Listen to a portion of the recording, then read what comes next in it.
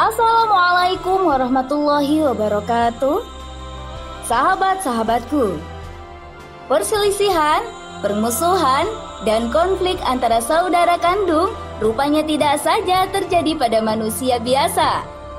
Seorang nabi dan rasul pilihan Allah Subhanahu wa taala yang bernama Yakub pun mengalami hal tersebut. Pada kesempatan kali ini, kita akan menuturkan kisah dari anaknya Nabi Ishak, yaitu Is dan Yakub. Simak ulasannya hanya di Bukhari TV.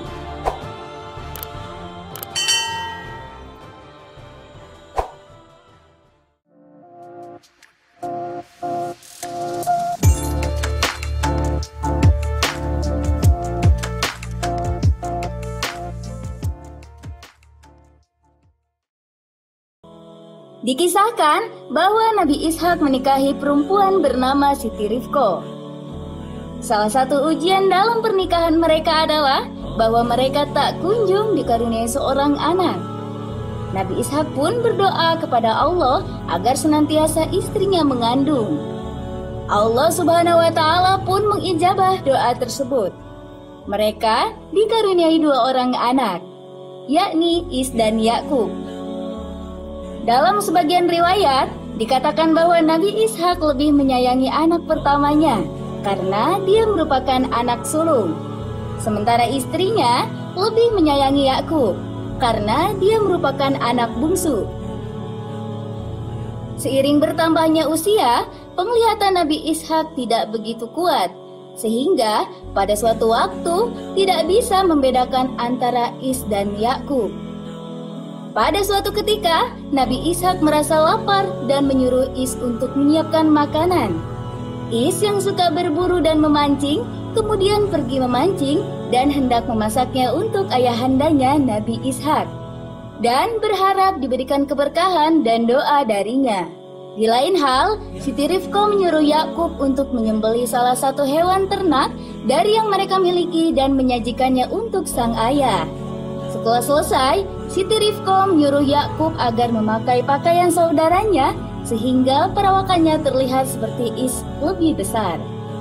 Tak lama kemudian, Yakub pun mendatangi ayahnya dengan membawa makanan yang telah ia siapkan. Yakub pun menghampirinya. Lantas, Nabi Ishak bertanya, "Siapakah dirimu?" "Aku anakmu," jawab Yakub. Kemudian Nabi Ishak memegang Yakub lalu berkata, "Mendengar suaramu terdengar seperti suara Yakub, tetapi dari perawakan dan pakaiannya rasa-rasanya engkau adalah Is." Kemudian Nabi Ishak menikmati sajian makanannya, lalu mendoakan Yakub agar kelak memiliki kekuatan yang lebih ketimbang saudaranya, menjadi seorang yang berpengaruh dalam bangsanya dan diberikan keturunan yang banyak. Tak berselang lama, lalu datanglah Is dengan membawa sajian makanan yang telah ia siapkan dan menghampiri sang ayah. Nabi Ishak pun bertanya, "Apa ini wahai anakku tercinta?" Ujar sang ayah karena menduga bahwa itu adalah Yakub. Is pun menjawab, "Ini aku Is. Aku membawakan makanan yang engkau inginkan. Bukankah kau telah mendatangiku beberapa saat yang lalu? Bahkan aku memakannya di hadapanmu. Lalu kemudian setelahnya aku mendoakanmu," timpal sang ayah. Ayah pun memberikannya doa yang lain agar kelak ia menjadi orang yang disegani di muka bumi dan dilimpahkan rizki dan kesuburan. Setelah mendapatkan doa tersebut, lalu Is pun keluar dan bersumpah serapah bahwa kelak nanti ketika kedua orang tuanya meninggal, ia akan membunuh saudara kandungnya sendiri. Dari kejauhan, ibunya melihat kebencian dan mendengar sumpah serapah Is. Tanpa pikir panjang, ia pun menceritakan kejadian tersebut kepada suaminya, Nabi Ishak. Ia meminta agar suaminya memerintahkan Yakub pergi ke tempat kerabatnya, Laban, yang tinggal di daerah Haran, sampai kemarahan saudaranya hilang. Ia juga menyuruh Yakub untuk mempersunting salah satu anak perempuan dari Laban. Yakub pun menuruti apa yang sang ayah perintahkan. Ia pun pergi menjelang sore hari. Dalam perjalanan, selagi ia beristirahat dan tidur, langit melindunginya dari panasnya sinar matahari. Ia mengambil batu sebagai alas untuk dijadikan bantal. Dalam tidurnya, ia melihat sebuah tangga yang tertancap dari langit menuju bumi. Para malaikat naik turun melewati tangga tersebut. Dalam mimpinya itu, Allah Subhanahu wa Ta'ala berkata kepadanya, "Sesungguhnya Aku akan memberikanmu keberkahan dan membanyakan keturunanmu, dan menjadikanmu sebagai pemimpin di muka bumi." Tiba-tiba, ia terbangun dari tidurnya dan bahagia atas apa yang ia lihat dalam mimpinya. Nabi Yakub pun bernazar, jika ia kelak dapat pulang ke rumah dengan keadaan selamat, ia akan membangun masjid di tempat ia mimpi tadi dan akan mensedekahkan 1/10 dari penghasilannya. Nabi Yakub pun memberi tanda pada batu ia bersandar, dan kelak tempat tersebut akan menjadi tempat beribadah. Sesampainya di sana, Yakub diperkenalkan kepada 2 anak perempuan Laban, anak sulung bernama Laya dan anak keduanya bernama Rahil. Keduanya memiliki paras yang cantik jelita. Yakub menceritakan apa yang dinasihatkan kepadanya. Laban pun mengizinkannya untuk tinggal di sana dengan syarat Yakub harus beternak hewan miliknya selama 7 tahun. Singkat cerita, 7 tahun sudah Nabi Yakub bersama Laban.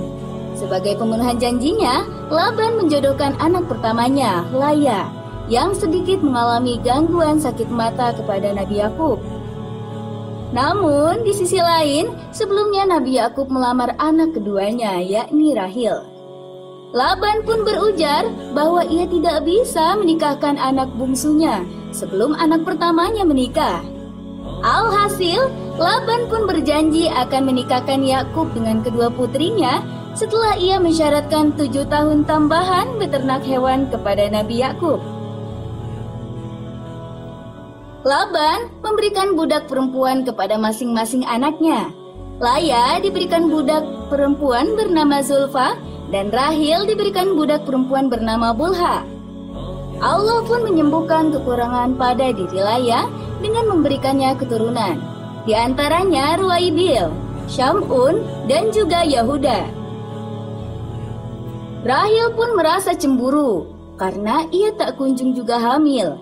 Ia pun membolehkan Nabi Yakub untuk menikahi budak perempuannya. Nabi Yakub memiliki 2 putra keturunan darinya, yakni anak pertama dinamai Daan, anak kedua dinamai Nifatala. Laya pun membolehkan hal yang sama. Nabi Yakub menikahi budak perempuan Laya, yaitu Zulfa. Dari rahimnya lahir 2 orang putra yang bernama Jad dan Asir. Tak berselang lama, Laya pun hamil anak keempat dari pernikahannya dengan Nabi Yakub, yang kemudian diberi nama Aisyakar. Kemudian, di beberapa tahun berikutnya lahir anak kelima mereka, yang bernama Zabilun. Dan beberapa tahun kemudian, Laya melahirkan anak keenamnya bersama Nabi Yakub, yang berjenis kelamin perempuan dan diberi nama Dinar. Di lain hal, Rahil berdoa kepada Allah agar diberikan keturunan dari Nabi Yakub. Allah pun menjawab doa tersebut dengan memberikannya keturunan. Rahil melahirkan anak laki-laki yang tampan, terhormat, agung, yang kelak akan menjadi nabi. Ia diberi nama Yusuf. Mereka semua tinggal di daerah Haran selama 6 tahun. Total Nabi Yakub telah tinggal di sana untuk waktu yang lama, yakni 20 tahun. Nabi Yakub pun meminta kepada Laban agar membolehkannya untuk keluar dari Haran dan memulai kembali dengan keluarganya.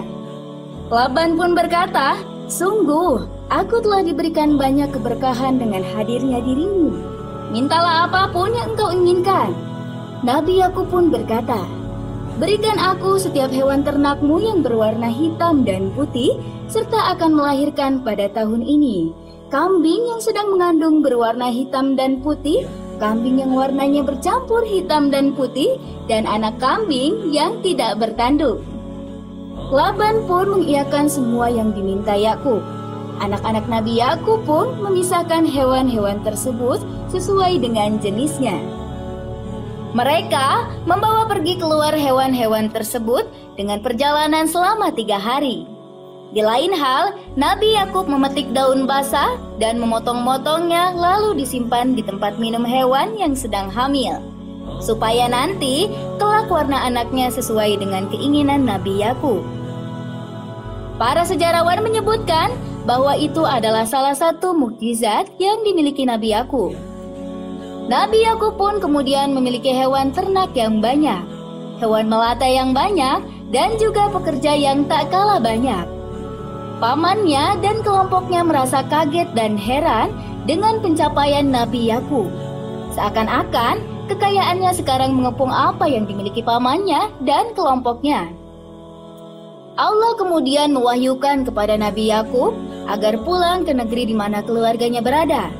Nabi Yakub pun menyampaikan wahyu tersebut kepada keluarganya, dan tanpa ragu mereka mentaati apa yang Nabi Yakub sampaikan. Nabi Yakub pun membawa keluarga dan hartanya. Ketika mereka melewati Haran, Laban dan kelompoknya mendapati mereka hendak pulang. Mereka pun menanyakan hendak kemana Nabi Yakub pergi. Laban pun menyinggung Nabi Yakub secara halus karena pergi tanpa sepengetahuannya. Kemudian Yakub menjelaskan sekaligus meminta izin untuk pulang ke negerinya. Maka Laban pun melepas kepergian mereka dengan penuh kegembiraan dan hiburan musik rebana. Kedua putrinya memasak makanan hingga akhirnya Laban bersama teman-temannya memberikan ucapan selamat tinggal kepada Yakub dan keluarga.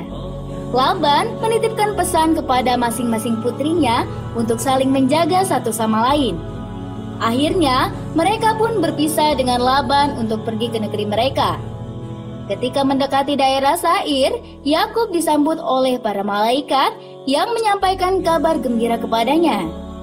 Yakub pun mengutus seorang utusan agar menyampaikan pesan kepada kakaknya Is bahwa ia akan pulang dan memohon dengan hormat agar ia bisa diterima kembali. Sekembalinya, Yakub dibuat terkejut dengan berita yang dibawa utusannya, bahwa Is telah berangkat menuju kepadanya dengan dikawal 400 orang pemuda. Ia berdoa kepada Allah agar diberikan keselamatan dari saudaranya Is. Bahkan, Yakub telah mempersiapkan hadiah yang banyak untuk saudaranya, yaitu berupa 200 ekor kibas, 20 ekor kambing jantan, 30 ekor unta perahan, 40 ekor sapi betina, 20 ekor sapi jantan, 20 ekor keledai betina, dan 10 ekor keledai jantan. Kemudian, ia menyuruh beberapa budaknya untuk menggiring masing-masing kelompok hewan tersebut dan menyuruhnya agar setiap kelompok hewan diberikan ruang.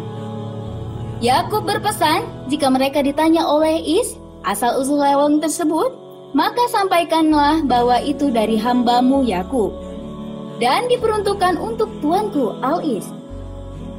Tak disangka, Al-Is dan ratusan pengawalnya telah berada di hadapan Yakub. Ia pun berdiri di hadapan keluarganya dan langsung bersujud sebanyak 7 kali. Pada masa itu, sujud merupakan salah satu bentuk penghormatan, sama halnya sujud para malaikat kepada Nabi Adam. Al-Is yang rindu akan sosok adiknya setelah sekian lama berpisah, kemudian menangis dan merangkul dan juga memeluk Nabi Yakub yang sujud tersungkur. Melihat rombongan keluarga yang bersamanya, lantas Is berkata, "Adikku, siapakah mereka? Bagaimana engkau bisa bersama mereka?" Nabi Yakub pun menjawab bahwa mereka adalah anugerah yang diberikan oleh Allah kepada hambamu ini. Jawab Yakub dengan penuh rasa hormat. Keluarga Nabi Yakub pun sujud sebagai simbol penghormatan kepada Is. Pada awalnya, Is menolak hadiah bawaan Nabi Yakub. Namun, Nabi Yakub bersikukuh agar Is menerimanya. Akhirnya, Is pun menerima hadiah tersebut. Kemudian, Is dan Yakub beserta keluarga pulang ke Bukit Sa'id. Dalam kisah tersebut, kita belajar bahwa sifat dasar manusia adalah saling menyayangi dan menghormati. Tak peduli sebenci apapun pada sesamanya, selama hatinya tidak terkuasai oleh nafsu dan kebencian. Semarah-marahnya Is pada adiknya, tetap ia disambut dengan peluk kasih dan mata terharu. Sebesar-besarnya materi yang dimiliki Nabi Yakub, tetap tidak melepas hormat pada kakaknya. Rasulullah SAW bersabda, "Sayangilah saudaramu sebagaimana kau menyayangi dirimu sendiri." Rasulullah SAW juga bersabda, "Sayangilah makhluk yang ada di muka bumi, maka langit akan menyayangimu." Wallahu a'lam. Wassalamualaikum warahmatullahi wabarakatuh.